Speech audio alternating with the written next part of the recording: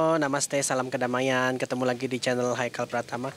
Ini agak-agak jauh ya guys kameranya karena kita mau in frame semua kru. Halo, malam ini aku ditemani Mamir ini sama Tarsus.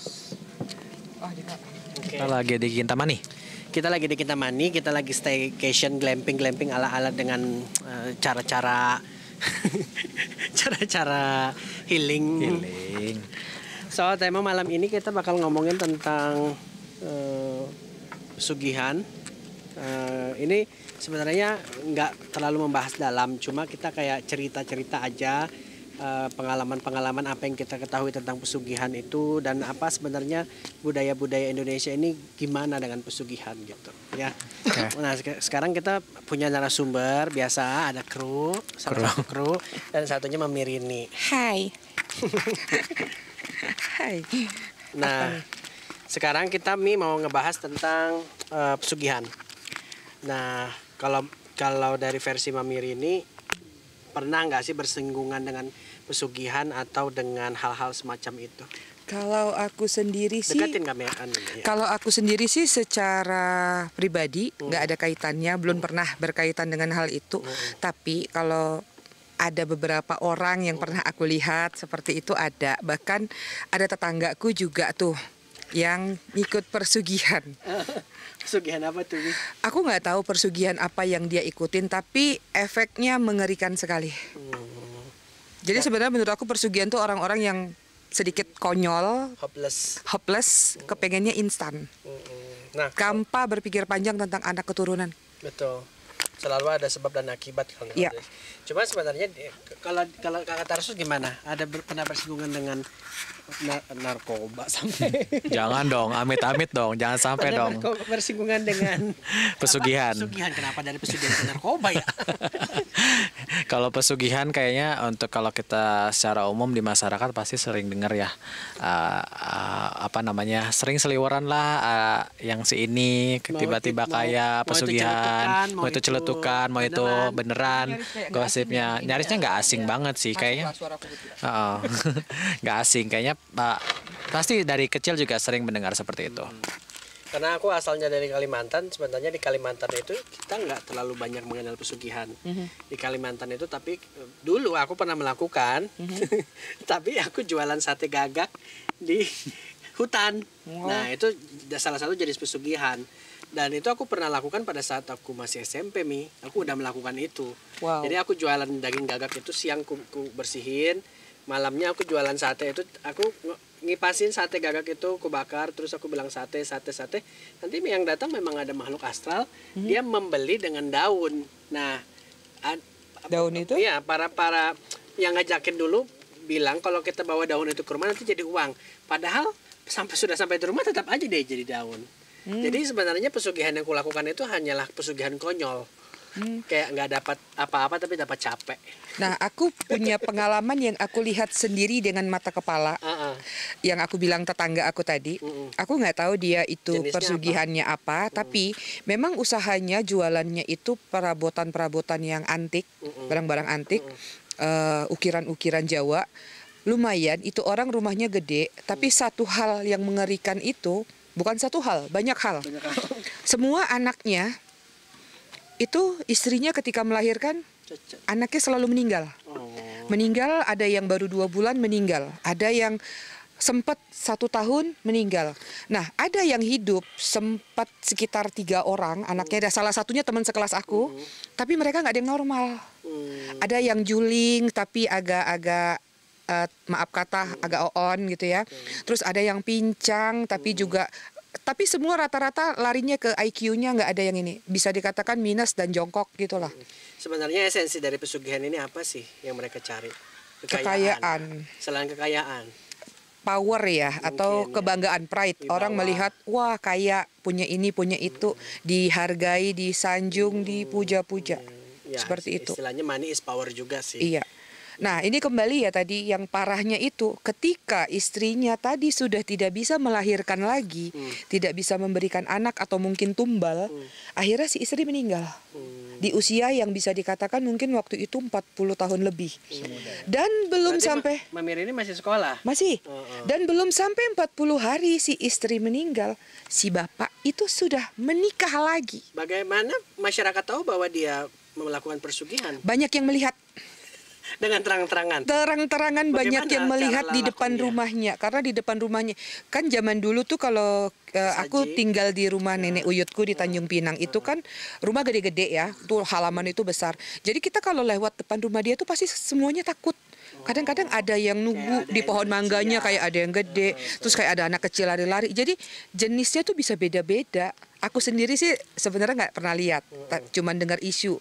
Karena aku taat peraturan, ketika dibilang nggak boleh lewat sana ya nggak berani gitu. Tapi tetangga itu semua sudah pada lihat. Tapi dia nggak dimusuhin tetangga. Ada sisi baiknya karena dia suka royal membagi gitu. Ya, memang begitu sih rata-rata.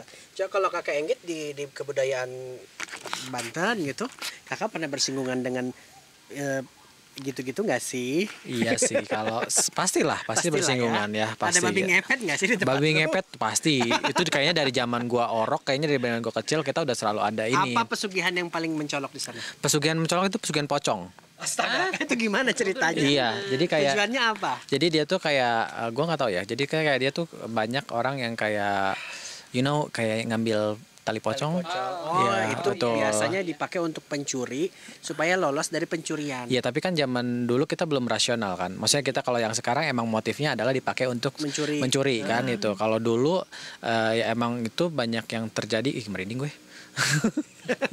Yang banyak yang terjadi. Jadi tadinya kayak emang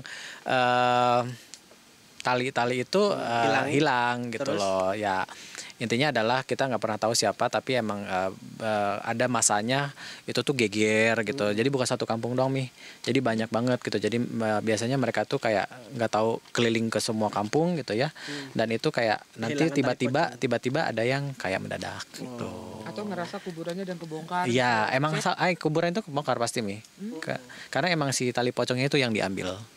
Jadi itu memang kayak di film-film itu emang karena banyak kisah masyarakat kan kayak gitu. Itu ya. Iya, Urban legend ya. urban legend gitu loh. Itu tahu nggak efeknya kalau mereka yang tali pocong itu apa sih? Kontraknya. Misalnya oke ini dapat kekayaan yang mereka lakukan, ada tumbal nggak, ada yang lain-lain gitu nggak? Side efeknya, Pak. Aku kurang tahu sih kalau itu. Tapi yang kamu lihat semua yang Tapi kalau menurut cerita orang ya kayak itu kan kekayaan juga gitu. Side effect-nya adalah kalau seingat aku ya itu dia Keturunannya mungkin iya ada juga. Tapi kan emang keturunan kali ya. sebelum dia melakukan itu juga harus ada keberanian kan untuk kayak mengambil itu dari mayat baru gitu loh, yang baru meninggal kayak gitu dari kuburan itu. harus gitu. berani nekat. Harus berani nekat Ada juga gitu. yang tumbalnya diri sendiri ya. Oh, enggak. Saat dia mati bisa jadi sesuatu loh. Misalnya ini aku nggak tahu. Kita gara-gara ngomong tumbal, aku agak sedikit kilas flashback zaman aku kecil lagi aja ya. Ada di satu gunung di Jawa Barat. Katanya kalau yang suka persugihan, mereka nanti matinya tuh di sana ada yang jadi monyet, menunggu sana, pagar, tiba-tiba ada pagar muncul. Jadi pokoknya mereka tuh ada jadi sesuatu untuk menghuni gunung itu. Oh, dia menukar jiwa dengan kekayaan ya.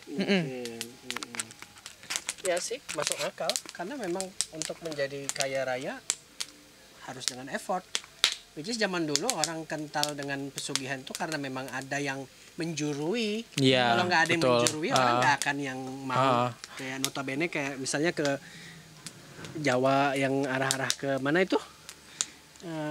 Banyuwangi, Bukan. Cirebon, Bukan yang Gunung Lawu, Gunung Kawi. Itu kan ada Iya, iya. Jati ada. Gunung Jati aku nggak pernah dengar sih. Tapi Gunung Kawi itu ada kuncennya. Gunung Jati itu kenapa aku kayak nggak terlalu asing dengan cerita tersebut? Karena nenek buyut aku itu juga orang perbatasan antara Cirebon tuh perbatasan ya antara Jawa Barat sama Jawa Tengah. Leluhur aku salah satunya ada yang jadi juru kunci Gunung Jati. Nah nenek aku tuh selalu kadang-kadang dulu mendongengkan aku, walaupun kayak dengan usia aku sekarang yang udah jauh banget kayak nyelenting sekilas, tapi kalau ngebahas aku jadi kayak inget lagi gitu. Ya, terkadang banyak pesugihan-pesugihan itu yang memang memakan korban diri sendiri, keluarga, ataupun teman dan musuh.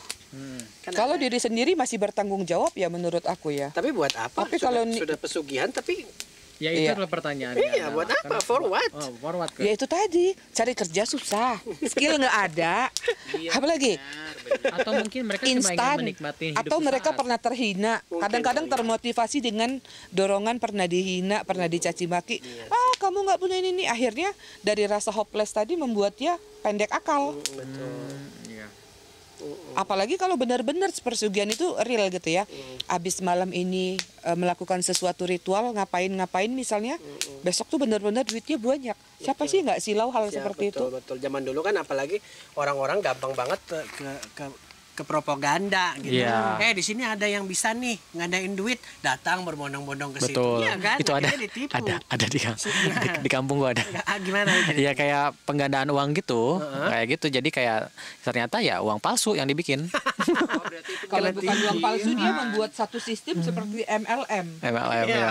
Ya dia ngambil Ponzi. modal dari orang lain, Iya. dia Iya. bagi-bagiin, Ponzi nanti betul ada yang lagi. sekali. Ya, Ponzi. Tapi pertanyaanku adalah gitu, pesugihan itu untuk kepuasan sendiri ataukah emang karena ego Ya, dia? itu tadi get power. Power. Kalau dia punya uang, dia bisa show ke masyarakat bahwa ini loh aku gitu. Pride ya. Ya pride. Tapi Power biasanya and pride. dorongan itu kembali kepada tadi.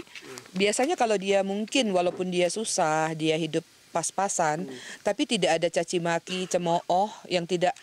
Ini pasti ada satu sumber yang memicu hal tersebut. Ada yang men-trigger. Ah, Entah mungkin orang lain yang mengatakan di sini loh kamu bisa begini-begini. iya. Atau dorongan diri. Nah, dia insecure dengan kehidupan dia, atau mungkin rata-rata ada juga tuh yang mau ngelamar ternyata kamu cuma orang miskin, jangan sama dihina anakku. ya. Akhirnya memicu dia untuk melakukan hal tersebut kan. Tapi memang pesugihan itu ada, Mi. Ada. Kalau kamu Iya. ketemu dengan sumbernya ya memang ada. Tapi mostly pesugihan yang sekarang ada itu rata-rata penipuan. Jadi sulit banget untuk menemukan pesugihan yang real. Apalagi yang biasanya kuncen-kuncennya kan sekarang sudah udah mati. pada meninggal, pada nggak ada penerusnya lagi kadang-kadang kan.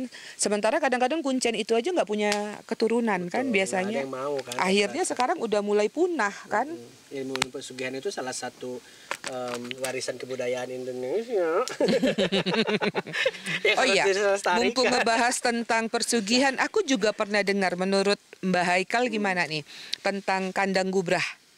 Ya, kan, Yang murah. katanya setiap waktu, bukan setiap waktu, ada waktu-waktu tertentu hasil kekayaannya itu dia harus ngebongkar rumah, bangun lagi atau bocorin tembok, nanti di plaster lagi. Kalau di Balikpapan, sorry, kenapa aku ngomong kota? Jadi di tempat aku tinggal tuh ada satu rumah yang terus-terusan direnovasi. Nah, kandang bubrah itu tetap memakan korban. Korbannya adalah tukang yang membangun rumah itu. Nah, iya sering dengar kayak gitu sih. Jadi tetap sih karena orang pikir ini pesugihan yang sifatnya aman gitu, padahal ya enggak juga. Iya. Jadi setiap tahun ada aja yang membongkar rumah itu, ada aja yang mati. Entah tiba-tiba pingsan, tiba-tiba jantungan atau kejatuhan ini, kejatuhan itu, ada aja. Apakah itu Korbannya harus di tempat atau boleh tempat Ya lain di sih? tempat itu harus apakah itu termasuk Dan itu nggak boleh kayak disapu katanya ya. nggak ngerti sih aku. apakah itu termasuk kayak pesugihan proyek gitu nggak sih? Iya, tumbal proyek kan. Tumbal proyek ya. beda. Enggak sih, beda sih. Beda ya? Kalau tumbal itu nanti kita bahas di tempat Oh lain. ya, oke. Kak, aku mau tanya kalau di Bali pesugihan apa yang kira-kira Pesugihan kamu apa bisa ya? bisa ceritain? Ada nggak di Bali ini pesugihan kira-kira? Nanti kita bisa Kalau di Bali ya, aku nggak kelihatan kan ya. Kalau di Bali itu setahu aku pasti ada ya. Selama yang namanya kita ini di Indonesia pasti ada lah ya. Cuman yang paling bener-bener apa namanya, bener-bener yang sering aku paling apa namanya jumpai gitu kalau di kampungku kan kalau orang kaya instan nih kelihatan biasanya itu dulu istilahnya melihara blorong katanya. Jadi pesugihan kayak nyiblorong atau enggak tuyul biasanya. Nah cuman kalau yang aku lihat ya di daerah kampungku itu karena mungkin apa ya, nggak terlalu karena ekonominya kan semuanya sama ya. Aku juga nggak terlalu memperhatikan hal yang seperti itu. Cuman biasanya itu yang paling populer di Bali itu ya kayak pesugihan tuyul biasanya. Emang ada tuyul di Bali? Ada. Jadi kayak pesugihan tuyul gitu. Jadi belum istilahnya pernah kalau udah ada yang misalkan kayaknya mencurigakan nih biasanya Dia itu kayak yang tuh dia melihara tuyul tuh. Aku belum pernah sih melihara kalau tuyul. selama tinggal di Bali lihat tuyul, jujur. Serius? Atau mungkin dia takut sama aku atau enggak. Tapi kalau di Surabaya aku sering lihat seliweran, apalagi di Surabaya Barat. Dipelihara berarti ya. Iya, aku nggak bisa ngomong itu sih. Jadi yang di Bali itu kayak aku nggak tahu ya pesugihan itu di Bali itu caranya gimana. Cuman yang paling populer di kampungku itu kayak yang karena pesugihan itu kan namanya blorong ya di kampungku itu. Oh, di ngubah blorong berarti orang itu konotasinya dia melihara tuyul. Gitu. Jadi biasanya biasanya itu kan aku nanya Pak kalau ngubah tuyul itu biasa kan anak kecil kan biasa tuh tumbalnya apa biasa. Nah, biasanya itu anak katanya. Biasanya yang ditumbalin itu anak. Cuman biasanya kalau tuyul di kampungku itu cuman minta satu anak sih biasanya dan itu tidak mati. Biasanya kalau di kampungku ini misalkan dia kaya raya tuh cacat idiot terus ada satu anaknya yang memang kayak gitu terus sangat dirawat, itu pasti orang-orang di masyarakat pasti udah mikir itu pasti punya Padahal pesugihan. Belum tentu. Belum tentu. Ya itu Karena Kayak aku sering tuh melihat bukan sepanjang ya, beberapa kali aku melihat di Bali itu memang ada anak-anak yang di jalan kayak kok masih kecil kayak idiot atau orang gila. Itu katanya pernah disampaikan itu hasil itu tuh gara-gara orang tuanya gimana tuh. Enggak, jadi kalau di Bali ini dulu ada satu desa yang dikutuk Mi. Oh gitu. Dan ya, jadi desa itu memang dikutuk untuk minta-minta sama leluhurnya gitu. Yang aku tahu sih gitu, tapi aku nggak tahu yang cacat itu disuruh minta-minta mungkin bagian dari mereka atau nggak ngerti. Tapi memang aku rasa minta-minta sih, cuman dia jalan luntang-lantung kayak orang idiot. Kadang duduk di tengah jalan. iya gitu. benar-benar ada juga yang kayak gitu. ada ya. Itu yang dibilang dia nyari duit gitu Oh iya itu iya kan. iya. Itu anaknya yang nyari duit. Jangan pakai kata idiot. iya. Iya kadang kayak gitu juga bener sama yang dibilang. Kurang aja, orang kurang. Oh gitu. Iya, jadi kayak yang bener dibilang Mami Rini kadang-kadang tuh ada tuh anaknya yang kayak ya kasarnya idiot gitu. Jadi keterbelakangan. Nah, kadang-kadang ada yang dibiarin aja anaknya jalan keluar, justru nggak dicari. Dibiarin aja kadang-kadang main di depan rumahnya sendiri. Enggak. Mereka jalan aja, dia jalan aja gitu, terus balik gitu. Makanya kalau orang-orang itu udah curiga, itu tuh tuyulnya nyari duit. Itu harus anak kandung atau bisa adopsi? Anak kandung, kalau adopsi semua juga ya. mau. Jahat banget kita. Kita kayaknya Double hukumannya. Kalau bisa adopsi. Iya, jadi kalau ada yang dibalik kayak gitu, jadi dia kayak keterbelakangan mental, tapi kayak diumbar aja dilepas, dia pengen keluar dikasih. Aku di Jadi seputaran Uluwatu kayak gitu sempat 5 kali ngelihat dengan anak yang berbeda. Tapi itu belum tentu ya dia. iya, Ya, ini karena hanya gosipnya berprasangka seperti ya. itu. Perkiraan. Terus apalagi persugihan yang Mbah tahu nih Mbah? Kalau di Kalimantan kita punya kuyang. Iya. kuyang itu semuanya masuk ya. Iya, kuyang itu pesugihan, iya kecantikan, iya ilmu santet, iya ilmu hitam, iya. Jadi kuyang itu one of the best ilmu. Sama kalau di Bali kan kita punya lea. Iya. Kalau Derajatnya Melayu ada bunian. palingnya Melayu di Bunian. bunian ya kalau Melayu ya, orang bunian. Kalau di Banten Nggak tahu. Sama orang sampan. Sorry, satu lagi. Bunian sama orang sampan. Nah kalau di Kalimantan kuyang itu dia bisa lepas dari lehernya, terus dia bisa pergi ke bank untuk nyuri uang. Really? Iya. Wow. Berarti Ya, bank jadi berarti bank pun punya protection sendiri. Jadi ke bank itu aku beberapa kali, banyak kali di Kalimantan itu aku disuruh untuk magarin bank, dan mereka mintanya adalah kalau nggak tulang kukang, bagian dari orang mati, misalnya tulang kuku, tulang ekor gitu-gitu, ketengkorak gitu. Tapi kan zaman sekarang udah sulit cari Betul. tengkorak orang mati yang mau Oh, gitu. pantesan ya. Berarti hampir semua gedung tadi, kita nggak usah nyebut BE itu ya. Gedung tadi, aku beberapa kali kalau ke ATM, aku selalu melihat di samping ATM selalu ada tuh yang jaga-jaga. Itu yang proteksi untuk, menghindari kayak yang bisa ngambil-ngambil gitu ya. Betul. Apalagi yang plat itu itu kuat banget itu. Sebentar kayaknya harus pasang kipas angin. Ya mohon maaf ya. Ya pelajar. Nggak boleh nyebut merek. Bank yang Di mana-mana ada tuh. Nah, jadi itu paling kuat dia punya pagar. Bayangkan aja budaya kita di Indonesia ini kan melihara tuyul ya. Kalau bisa pelihara tuyul. Jadi kalau bank itu nggak dipagerin, berapa miliar uang di bank? Iya, bukan lagi. Triliun lah, bukan miliar. Makanya. Masalahnya kan kalau Beberapa kali tuh ya, dengarlah suaraku gede kok. Jadi aku ngambil uang, aku melihat kok ini anak kecil ketinggalan ibunya atau gimana di sebelah mesin ATM gitu. Dan aku nggak ngeh waktu itu. Nah begitu aku lagi fokus gini-gini, itu bocah udah hilang. Akhirnya aku agak pernah lagi di gedung yang lain lagi dengan logo lain lagi, ada kayak orang tua atau ada yang cuman sekedar aku ngelihat tuh lebih banyak sejenis energi kayak asap ya, abu-abu atau apa. Dulu sempat bertanya-tanya kenapa ya hampir di setiap ATM kok aku selalu ngelihat gitu-gitu gitu. I see sekarang ternyata itu adalah menghindari dari hal-hal tersebut. Jadi tuyul itu nggak bisa masuk ke bank karena memang proteksinya kuat. Iya, masalahnya kalau orang mati, tukang itu paling bagus proteksinya. Masalahnya kalau miara tuyul kan ibaratnya lu cuma netein doang ya kan, nggak ngambil nyawa gitu. Iya maksudnya dulu kan, maksudnya kayak netein doang, lu nggak ngambilnya.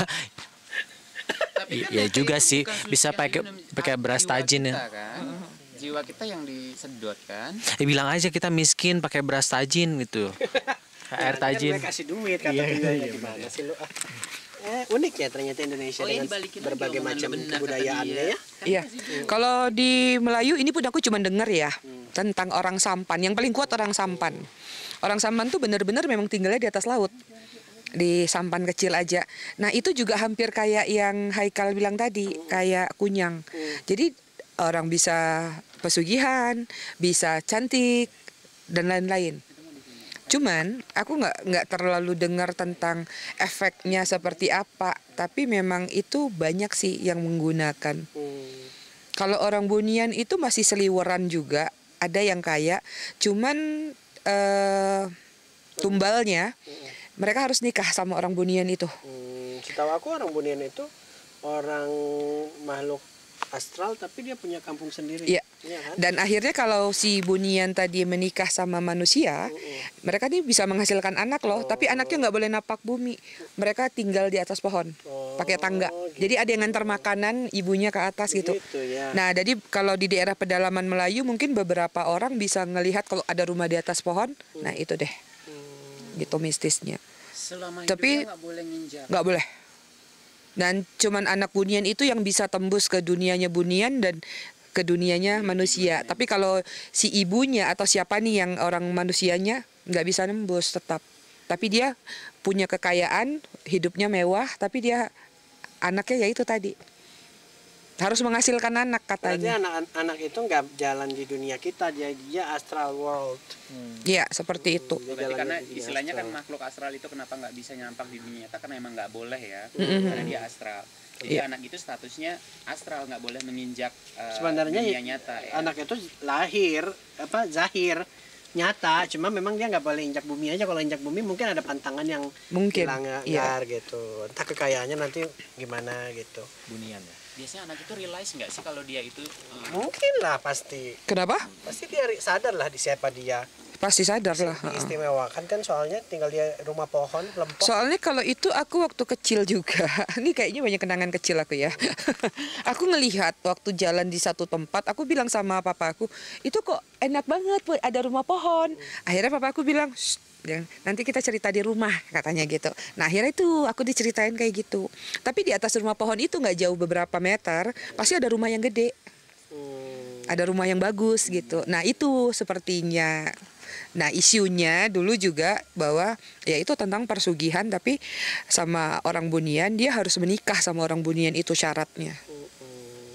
Jadi mungkin tidak ada tumbal melukai orang, tapi tumbalnya ya tadi mungkin harus memberikan keturunan atau syarat-syarat lain gitu. Kalian jangan berpikir ya di zaman milenial sekarang ini kalian bisa dapatin persugihan dengan mudah. Sekarang tuh persugihan yang paling mudah pinjol. itu persugihan yang menyesatkan ya. Iya, tumbalnya bunga. Tumbalnya banyak orang sekarang jelas di mata ya. Tumbalnya bunga berkelipat-lipat ganda. Oke. Atau tumbalnya keributan. Mungkin udah Tambahan. tambahan, nggak ada tambahan sih. Kalau Mas- menurutku Apalagi nih? sebenarnya pesugihan itu eh, di zaman sekarang ya, walaupun mungkin masih ada kita nggak bisa akses, kita nggak punya akses ke sana, tapi kayak nggak usah lah hidup yang biasa-biasa aja.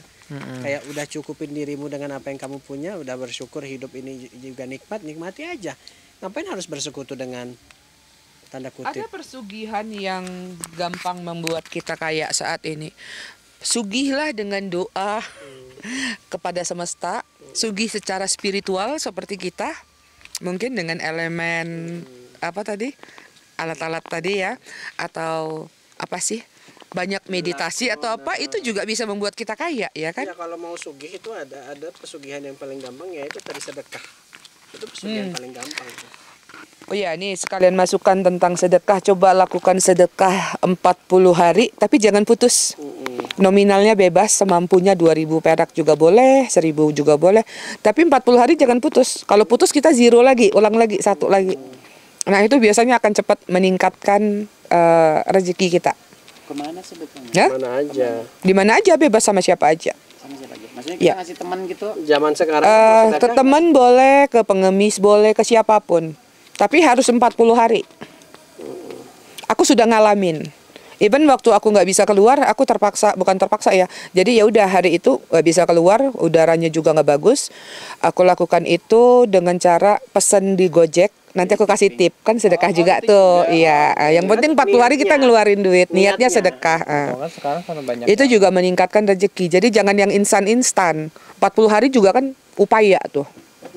apa yang gitu tadi? kalau yang itu Anda kayak kayaknya gimana? online- Ada online persugihan nggak? aku lebih ke persucian ya. Perjudian. Perjudian haram. Enggak sih, intinya adalah persugihan itu hati-hati kalau yang mau persugihan. Poinnya mau kaya Poinnya kerja. adalah kalau mau kaya, sekarang kan banyak tuh konten kreator yang kerjanya di rumah, saham segala macam, itu pun banyak yang dibilang pesugihan ya kan. Hati-hati karena banyak penipuan. Bukannya kita mau kaya raya, malah kita yang nggak dapat apa-apa karena intinya ya semuanya juga pesugihan sih. Kita kerja juga itu pesugihan. Gitu lah. Kita kerja effort mati-matian dengan tenaga, keringat gitu, itu kan pesugihan gitu. Pesugihan kita tapi dengan cara yang Jual diri. benar gitu. Jual diri sama perusahaan, Iya, berjual diri ya, maksudnya Budak korporat. agak ini ya, agak konotasinya. Ya, itu aja Mau sih gitu. pesugihan di micet boleh. Iya boleh gitu. Jangan lah, mendingan ini aja.